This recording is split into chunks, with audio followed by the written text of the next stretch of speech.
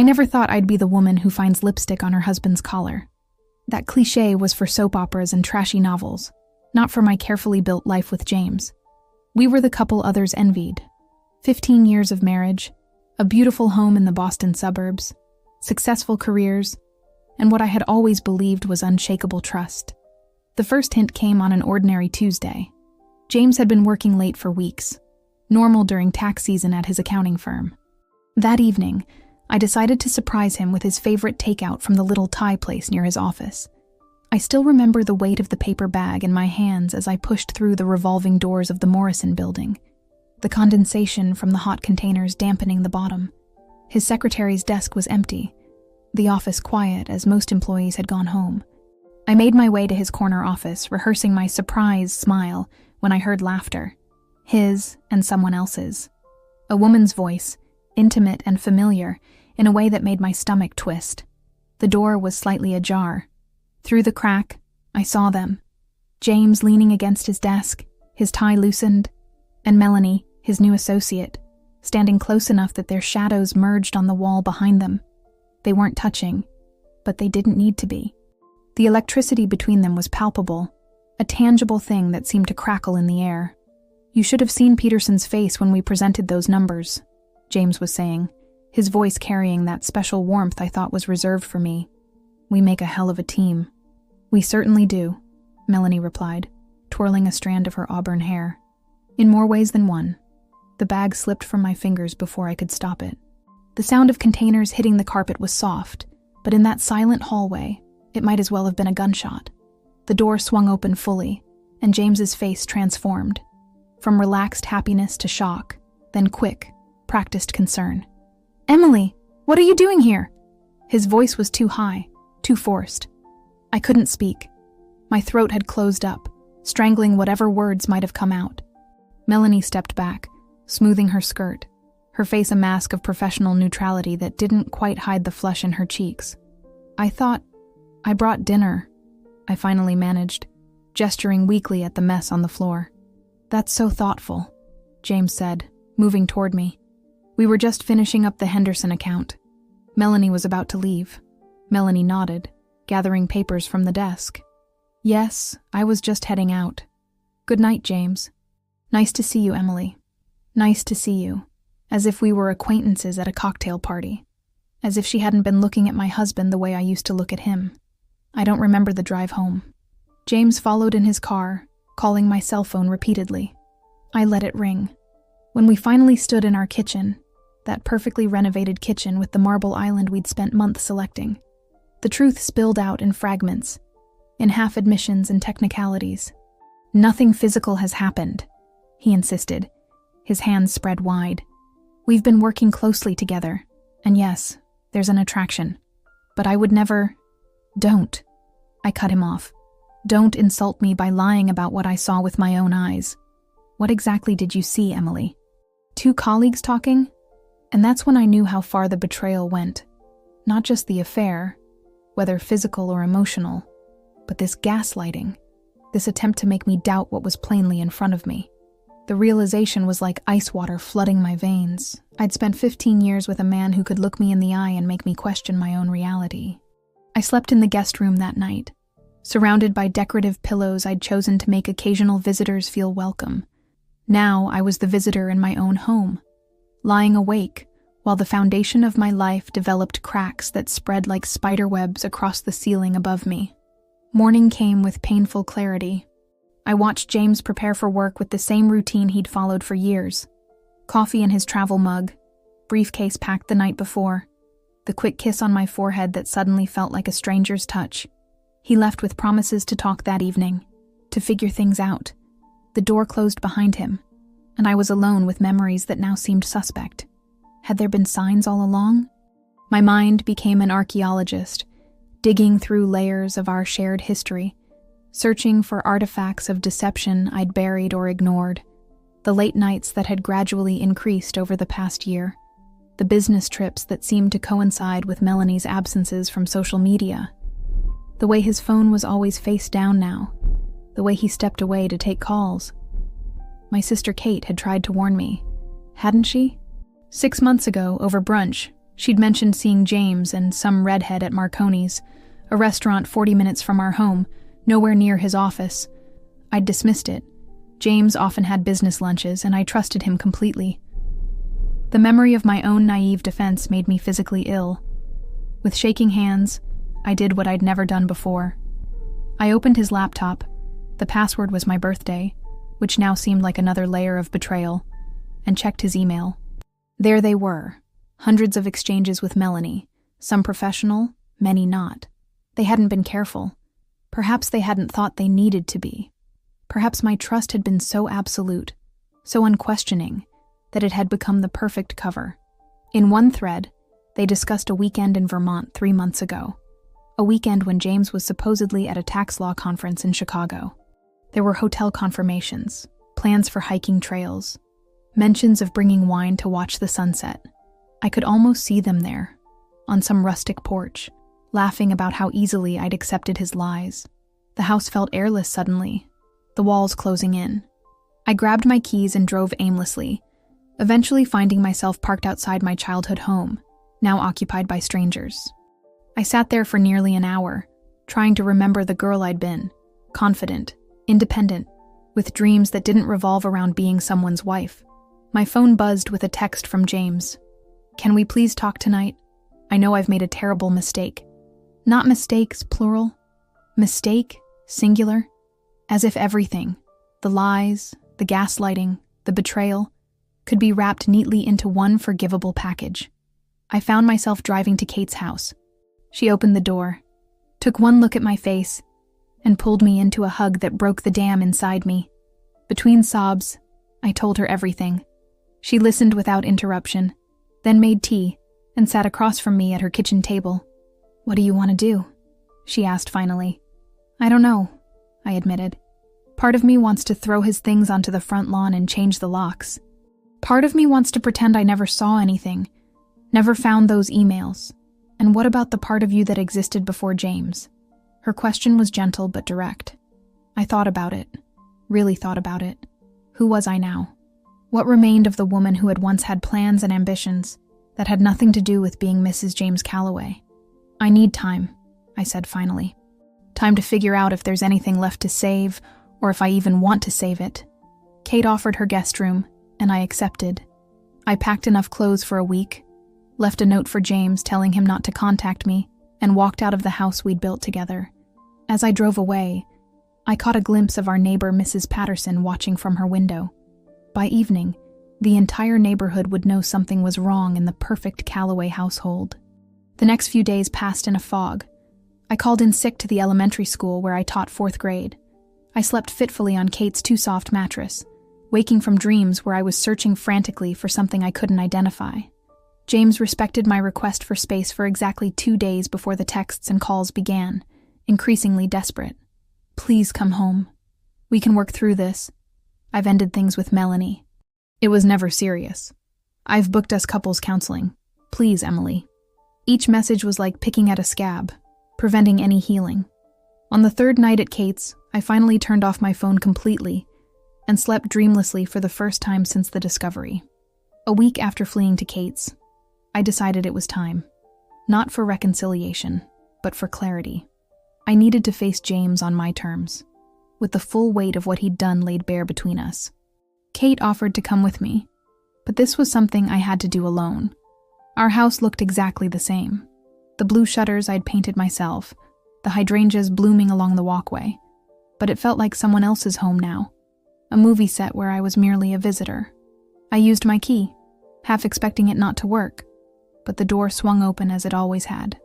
James was at the kitchen table, unshaven, dark circles under his eyes. Papers were scattered around him, our joint bank statements, insurance policies, the minutiae of our intertwined lives. He looked up when I entered, hope and fear battling across his face. "Emily," he said, standing so quickly he knocked his chair backward. "You're here." "I'm here to talk," I said, keeping my voice steady, not to move back in. He nodded, righting the chair but not sitting back down. "I understand. Can I get you anything? Coffee? Water?" The banality of the offer, as if I were a guest in need of refreshments, almost made me laugh. No, James. What I need is the truth. All of it. And so, standing across the kitchen island from each other, he told me. The affair had started 6 months ago, after a late night working on the Henderson account. It was supposed to be just once, a mistake born of too much celebratory champagne and the adrenaline of closing a difficult deal. But it had continued, intensified. He'd fallen into what he called a kind of obsession with Melanie. She made me feel young again, he said, his voice small, excited, like everything was new. Each word was a knife, but I forced myself to listen without interruption. I needed to hear it all. Every rationalization, every excuse. Did you ever think about what this would do to me? I asked, when he finally fell silent. To us? I didn't think, he admitted. That's the problem. I just didn't think. There it was, the simple, devastating truth. In the calculus of his desire, I had become a non-factor, so familiar that I was invisible. 15 years reduced to background noise. I've ended it completely, he continued. I've requested a transfer for Melanie to the Chicago office. I've booked us counseling. I'll do whatever it takes, Emily. We can get through this. I studied his face, the face I'd woken up to for 15 years, the face I thought I knew better than my own. In that moment, I realized something that shook me to my core. I didn't know if I believed him. Worse, I didn't know if it mattered whether I believed him. Do you love her? The question escaped before I could stop it.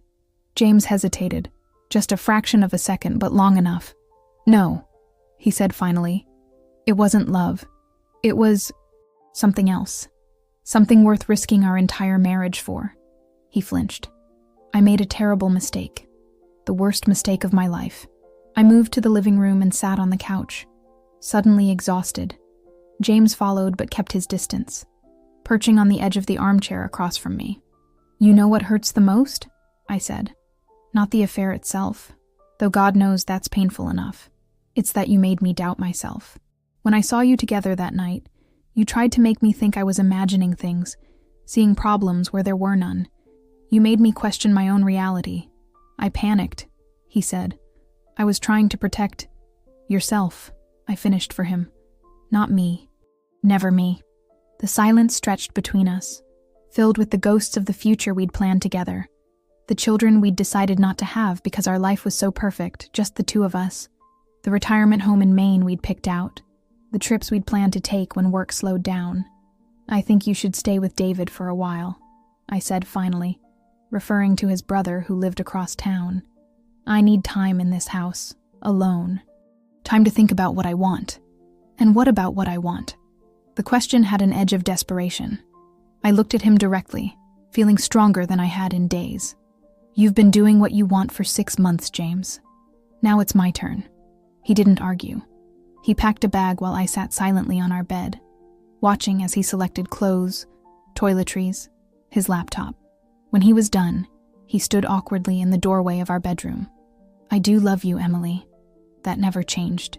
Even through all of this. I nodded, not trusting myself to speak. He hesitated, then turned and walked down the stairs. The front door opened and closed. His car started in the driveway. And then, for the first time in 15 years, I was truly alone in our house, with nothing but time and silence to help me find my way forward. That first night alone in our house, I didn't know what to do with myself. 15 years of marriage creates patterns, invisible choreography you don't notice until your dance partner disappears. I wandered from room to room, touching things that were supposedly mine, but somehow felt foreign. Wedding photos I couldn't bring myself to turn face down. Books with both our marginalia. The throw blanket we'd bought in Maine on our 10th anniversary. I opened a bottle of wine, poured myself a generous glass, and curled up on the window seat in my bedroom. Outside, the neighborhood settled into evening routines. Lights flickered on in windows. A couple walked their dog, leaning into each other against the spring chill. I wondered what secrets they carried between them. My phone buzzed with a text from Kate. How are you holding up? I started to type, I'm fine, then deleted it. That was the old Emily, the one who smoothed things over, who didn't make waves. Instead, I wrote, "Honestly, I don't know who I am without him." Kate's response came quickly. "Time to find out." Those 4 words echoed in my head as I fell asleep on the window seat, wrapped in that anniversary blanket. When I woke, stiff and disoriented, dawn was breaking. I showered, made coffee, and did something I hadn't done in years. I pulled out my old sketchbooks from the back of the closet. Before meeting James, before becoming a teacher, I'd been an art student with dreams of illustrating children's books. Not exactly a reliable career path, as my parents had frequently reminded me. I'd compromised by becoming an elementary school teacher, channeling my creativity into classroom decorations and art projects with my students. Somewhere along the way, my own art had faded into the background. The sketches were better than I remembered. Whimsical animals with human expressions, fairy tale scenes with unexpected twists. I ran my fingers over the lines, remembering the joy of creation. On impulse, I cleared the dining room table, set up my old supplies, and began to draw. Hours passed unnoticed. When I finally looked up, surprised by the growling of my stomach, the table was covered with new sketches. Rough, unpracticed, but alive with something I'd forgotten I possessed. The next day, I returned to work. My colleagues knew something was wrong. News travels fast in small towns, but respected my privacy. My students, less inhibited, asked outright why my eyes were puffy. I told them I was going through a tough time, but that being with them helped. It wasn't a lie. In the afternoons and evenings, I drew. I pulled out old art books, watched tutorials online, and gradually remembered techniques I'd once known by heart. I started waking up looking forward to the day rather than dreading it. James texted daily. At first, I only responded with brief acknowledgements. After 2 weeks, I agreed to meet him for coffee. Neutral territory, a cafe downtown where we wouldn't be the main attraction for local gossips. He looked simultaneously familiar and strange across the small table, like a photograph that's been slightly altered. He'd lost weight. His wedding ring was still on his finger, a detail that sent an unexpected pang through me. "You look good," he said, studying my face. Different somehow. I shrugged, uncomfortable under his scrutiny. "I've been drawing again." His eyebrows rose in surprise. "Really? That's great, Em. You always had so much talent." Had he actually forgotten, or was he rewriting history? I couldn't recall him ever describing my art as talented. He'd been supportive in that distant way of someone humoring a hobby they don't quite understand. We talked about practicalities, bills, the house, the upcoming property tax payment. He asked if I'd thought about counseling. I told him I had, but not the answer he wanted to hear. "I'm seeing someone," I said. "Just me. I need to sort through my own feelings before I can think about us." Disappointment flashed across his face, quickly replaced by understanding. "That makes sense. I am too, actually. Therapy, I mean." He hesitated. "I'm trying to understand why I did what I did. It's not an excuse, but I need to be better, whether you give me another chance or not." The sincerity in his voice made something twist inside me. Not forgiveness, not yet, but perhaps the first crack in the wall of anger I'd built. As we parted ways outside the cafe, he asked hesitantly, "Can I see some of your drawings sometime?" The question caught me off guard. "Maybe," I said, "but not yet. They're just for me right now." Walking home, I realized that was the first boundary I'd set with James that wasn't about the affair. It was about protecting something that belonged solely to me. It felt like reclaiming a piece of myself I'd surrendered long ago without even noticing. My therapist, Dr. Winters, had a way of asking questions that seemed simple, but unraveled me completely. During our 4th session, she leaned forward slightly and asked, "Emily, when was the last time you made a major decision without considering James's opinion first?" I opened my mouth to answer, then closed it again. I couldn't remember. Even the colors we'd painted our house, colors I saw every day, had been joint decisions, carefully negotiated compromises between his preference for neutrals and my love of blues and greens. "It's not a trick question," she said gently. "I know," I replied. "That's what makes it so devastating." The realization followed me home, coloring everything I saw. Had I really become so entwined with James that I'd lost sight of my own preferences? Had the affair actually given me an opportunity I might never have taken otherwise? That night, I did something impulsive. I moved the furniture in the bedroom, positioning the bed beneath the window instead of against the wall where it had always been. It was a small act of rebellion, claiming the space as my own. I fell asleep watching stars through the window, feeling strangely liberated. In the morning, Kate called with news that sent my world tilting again. I'm not sure if I should tell you this," she began, hesitation clear in her voice. "Just say it," I replied, already bracing myself. Sarah Thompson saw James and Melanie at the Harbor restaurant last night. They were arguing pretty intensely. The Harbor was one of the most expensive restaurants in town, overlooking the bay. James and I had gone there for special occasions. I felt a surge of anger, not jealousy exactly, but indignation. "He told me he'd ended things with her completely," I said, my voice tight. "Maybe he was ending it in person," Kate suggested, not sounding convinced. "At a romantic restaurant? With wine?" I could hear the bitterness in my laugh. Some ending. After hanging up, I sat at my drawing table, too agitated to work. The fragile trust I'd begun to rebuild shattered. I picked up my phone to confront James, then put it down again. I needed to see for myself. The drive to his accounting firm took 15 minutes, each one filled with rehearsals of what I would say. The receptionist recognized me and waved me through with a sympathetic smile that told me everyone in the office knew about our situation. James's office door was closed. I knocked once, then entered without waiting for a response. He looked up from his computer, surprise quickly giving way to wariness. "Emily, what's wrong? Were you with Melanie last night?" I asked, my voice steadier than I felt. He closed his eyes briefly. "Yes, at the Harbor, where we celebrated our anniversary last year. It wasn't like that," he said, standing up. "I was ending things properly. She deserved that much. She deserved a fancy dinner after helping you destroy our marriage." The words came out like acid. "And you're still lying to me. You told me weeks ago that you'd already ended it." James ran a hand through his hair, a gesture of frustration I knew well. "I thought I had, over the phone. But she kept calling, texting. She threatened to come to the house, to tell you things." "What things, James? What else don't I know?" He motioned for me to close the door. I did, then leaned against it, arms crossed. "She's pregnant," he said quietly. The room seemed to tilt beneath my feet. I gripped the door handle to steady myself. "Is it yours?" "She says it is." "And you believe her?" He shrugged helplessly. "I don't know. The timing, it could be. We were careful, but..."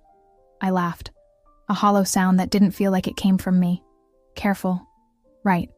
Except for the part where you risked everything we built together." "Emily, please." He moved toward me, but I held up my hand to stop him. "I told her I needed to confirm paternity, that I wouldn't leave you regardless.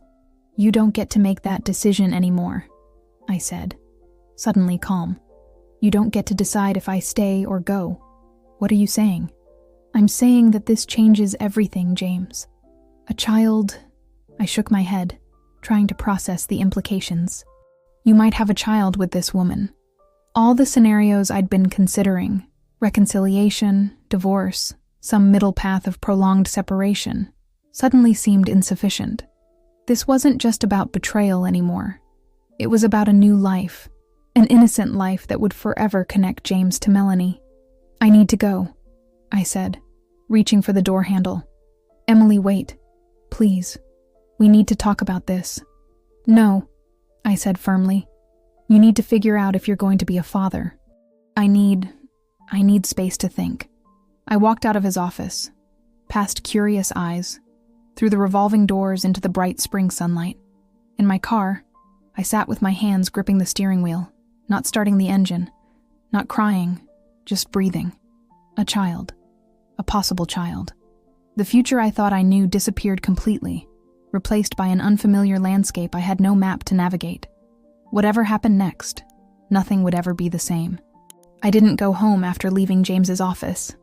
I couldn't face those walls, those rooms that held the ghost of our marriage. Instead, I drove to the beach, a small, rocky stretch of coastline where James and I had rarely gone together. He preferred the manicured town beach with its amenities and crowds. This wilder shore had always been my private retreat. The tide was coming in, waves crashing against the rocks with increasing force. I sat on a driftwood log, letting the spray occasionally reach my face, mixing with tears I hadn't realized I was shedding. A child. The one thing James and I had decided against after years of discussion. We'd agreed our careers, our travel plans, our comfortable life for two was enough. Or had I merely convinced myself it was enough, because it was what James wanted? My phone buzzed repeatedly. James, then Kate, then my mother, who undoubtedly had heard something was wrong through the town's efficient gossip network. I silenced it and shoved it deep into my pocket. As the sun began to set, casting long shadows across the water, I finally acknowledged what I'd been avoiding. I had a choice to make. Not about whether to forgive James. That question now seemed almost quaint in its simplicity. The real question was what kind of life I wanted to build from the wreckage of the one I'd lost. By the time I drove home, darkness had fallen completely. I was surprised to see Kate's car in my driveway. She was sitting on the porch steps, a pizza box beside her. "I figured you might not have eaten," she said as I approached, "and that you might not want to be alone." I sat beside her, suddenly aware of how hungry I was. "Melanie's pregnant," I said, reaching for a slice of pizza. Kate's eyes widened. "Are you sure? That's what James says. She told him last night." "Oh, Em." She put her arm around me. "What are you going to do?" I chewed slowly, buying time. "I don't know yet, but I'm starting to realize that's not the right question." We ate in silence for a few minutes. Then Kate asked, "What is the right question? What do I want my life to look like?" I said, "With or without James, regardless of what happens with Melanie and the baby." The word felt strange in my mouth, connected to my husband and another woman. Inside, I showed Kate my drawings, something I hadn't done with anyone yet. She flipped through them slowly, her expression growing increasingly animated. "These are incredible, Em. Seriously, you've gotten even better than I remember." "Thanks," I said, feeling strangely shy. "I've been thinking about submitting some samples to publishers." "You absolutely should." She looked up at me. "You know what strikes me about these? They're all about transformation. Caterpillars to butterflies, seeds to trees, tadpoles to frogs." I hadn't consciously noticed the theme, but she was right. Transformation had been on my mind. After Kate left, promising to check in tomorrow, I sat at my drawing table and sketched until well past midnight. Not whimsical creatures this time, but a woman standing at a crossroads, looking down multiple paths stretching toward different horizons. In the morning, I made a list. Practical, specific steps I could take, regardless of what happened with James. 1. Contact publishers about my illustrations. 2. Look into a graduate program in art therapy I'd once considered. 3. Call a real estate agent to discuss the value of our house. 4. Make an appointment with a divorce attorney just to understand my options. 5. Open my own bank account. The list wasn't a commitment to any particular path. It was a recognition that I needed to be prepared for whatever came next. James called around noon. "Can we meet?" he asked, his voice rough with what sounded like a sleepless night. "Please, there are things we need to discuss." We agreed to meet at a park, neutral ground again. He was already there when I arrived, sitting on a bench overlooking the duck pond. He looked terrible, with dark circles under his eyes and yesterday's clothes rumpled as if he'd slept in them. "Have you talked to Melanie again?" I asked, sitting beside him but maintaining distance. He nodded. "She's definitely keeping the baby. She's getting a paternity test done as soon as it's safe to do so. And if it's yours, then I'll support them financially, of course. Be involved in the child's life." He turned to face me. "But that doesn't have to change us, Emily. Plenty of couples deal with children from previous relationships. This isn't a previous relationship, James. It's an affair you were having while married to me." The words came out evenly, without the anger that would have colored them just days ago. "And it's not just about the baby. It's about trust. It's about who I am and who I want to be." "What does that mean?" Anxiety edged his voice. I took a deep breath. "It means I'm filing for separation. Not divorce. Not yet. But I need legal and financial independence while I figure things out." He started to protest, but I held up my hand. "This isn't negotiable, James. I've spent too long shaping my life around yours. I need to know who I am on my own terms." And us? Is there still an us to save? The question hung between us, weighted with 15 years of shared history. I thought about the good times, because there had been many, and the comfortable partnership we'd built. I also thought about the drawings piling up on my dining room table, the graduate school applications I'd started researching, the sense of possibility I hadn't felt in years. I don't know, I answered honestly, but I do know that whatever happens between us, I need to reclaim myself first. The woman I was before I became half of a couple. The woman with her own dreams and ambitions. James was quiet for a long moment. Then, with visible effort, he nodded. I understand. I don't like it, but I understand. As we parted ways, I felt a curious lightness. Not happiness exactly. There was too much pain and uncertainty for that. But something like hope, fragile and tentative, unfurling like the first green shoot after a long winter.